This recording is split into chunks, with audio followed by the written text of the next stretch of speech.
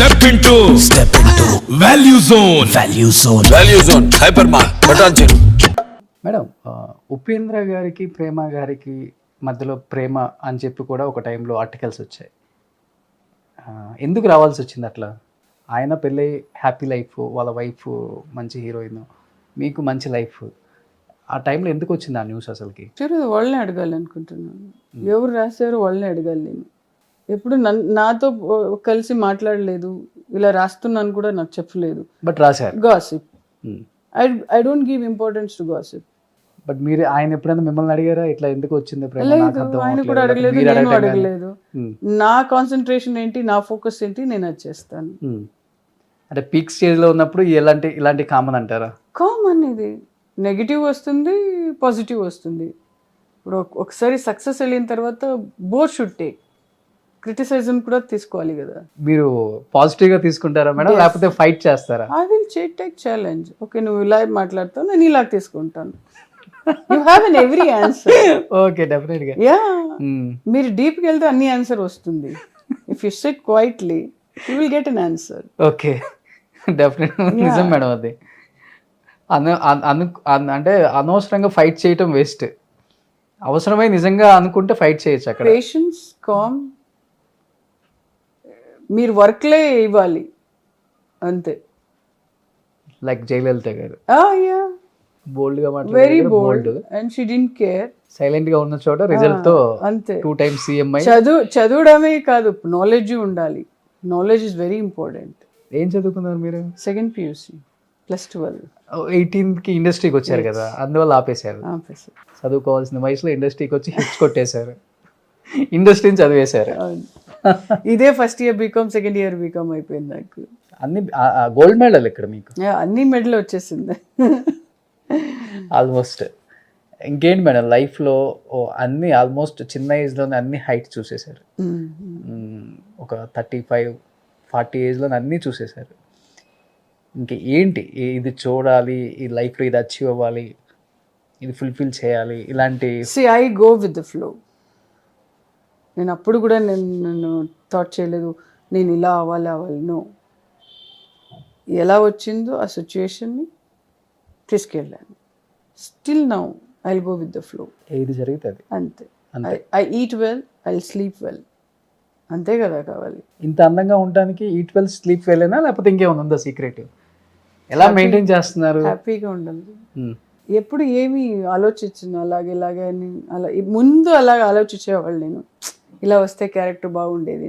ఇప్పుడు అలా కాదులే. Every day I should be happy. Every moment enjoy చేయాలి. చేస్తున్నారు ఇప్పుడు. Definitely. Super.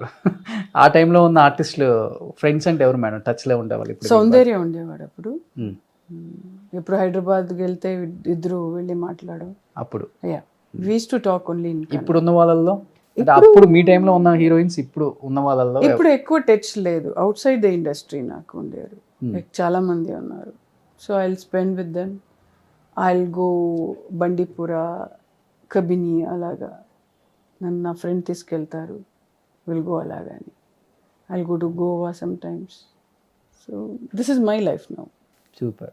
But Vadde Naveen garu మీ కాంబినేషన్ అంటే అసలుకి స్క్రీన్ మీద వేరే లెవెల్ మేడం. కోరుకున్న ప్రియ, కొంగబట్టి కోరుకున్న అమేజింగ్ మూవీ.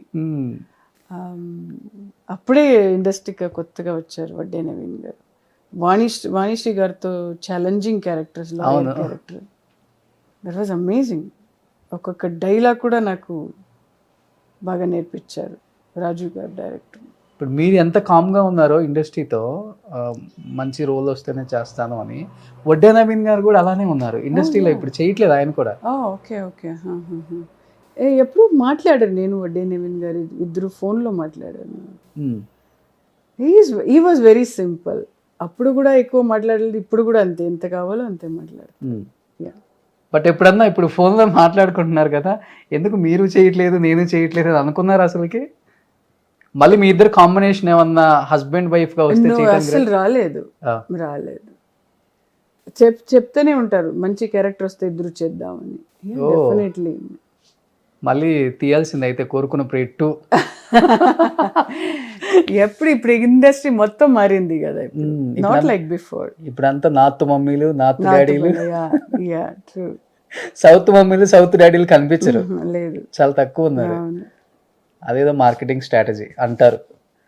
వాళ్ళని వేసుకుంటే ఇక్కడ ఇంత వర్కౌట్ అవుతుంది, వీళ్ళని వేసుకుంటే ఇంత వర్కౌట్ అవుతుంది, ఇది ఒక క్యాల్కులేషన్ అయిపోయింది. True. బట్ మీ జనరేషన్ లో ఉన్న వాళ్ళు అల్టిమేట్ గా చెప్పాలంటే గోల్డెన్ ఎరా చూసిన గ్రేట్ యాక్టర్స్. లక్ష్మి గారితో యాక్ట్ చేశాను, మనిషి గారితో యాక్ట్ చేశాను. వెరీ అంటే ఒకలాగా ఛాలెంజింగ్ వచ్చింది ప్రకాష్ రాజ్తో. It was very challenge. But ఇప్పుడున్న సినిమాలు చూస్తుంటారా మేడం తెలుగులో ఎప్పుడన్నా? ఓటీటీలో వచ్చినా లేకపోతే థియేటర్లో రిలీజ్ అయినా? చూస్తుంటాను, చెప్తుంటారు ఈ సినిమా చూడు మా ఫ్రెండ్స్ అని.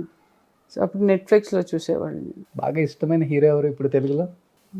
ఆ సినిమాకి ఎవరు బాగా చేస్తారో ఆ సినిమా అప్పుడు నచ్చుతుంది నాకు. ఇప్పుడు నేను 2 ఆప్షన్స్ చెప్తాను, చెప్పండి. NTR, Allu Arjun, Ram Charan. I like NTR dance. నాకు ఈవెన్ రామ్ చరణ్ చాలా పికప్ అయ్యారు యాక్టింగ్లో. ఎన్టీఆర్తో ఒక మదర్ రోల్ అంటే ఓకేనా మీకు? నో.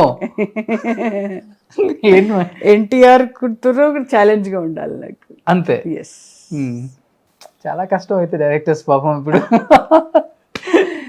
అసలు ఎలా రాయాలో ముందు ఆలోచిస్తారు. నిజంగా అయితే ఇప్పుడు మీరు చెప్పేదాన్ని బట్టి నాకు అర్థమైంది ఏంటంటే ఇండస్ట్రీకి మీరే కొంచెం దూరంగా ఉంటున్నారు, వాళ్ళే మిమ్మల్ని దూరం పెట్టలేదు. Not at all. మీరు ఎప్పుడెప్పుడు వస్తారని వాళ్ళు వెయిట్ చేస్తారు. అవును, నిజం, కరెక్ట్. రండి మేడం.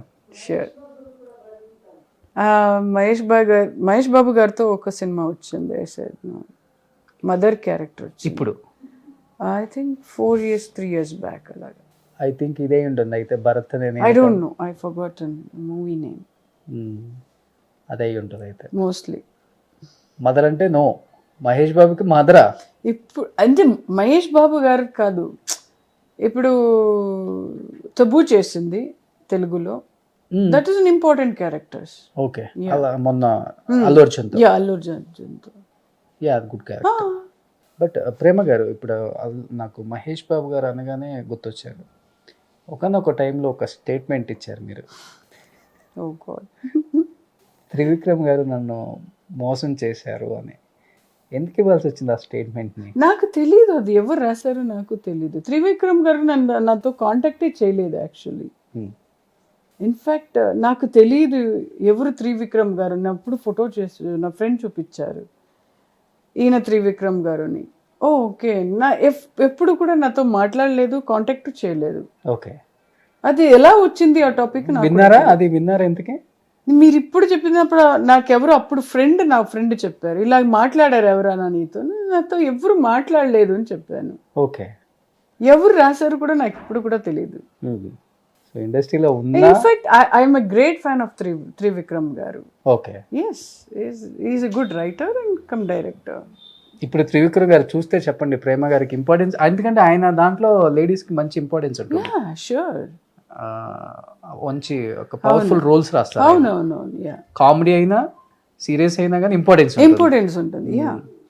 అలాంటి డైరెక్టర్ ఉంటే మనకు హ్యాపీ అవుతుంది. చిన్న స్టేట్మెంట్ ఆమె ఇవ్వకపోయినా కానీ ఇద్దరి మధ్య ఎవరో కావాలని రాశారు కాబట్టి. ఎవరు కావాలని రాశారు తెలియదు నాకు, but no, he never contacted.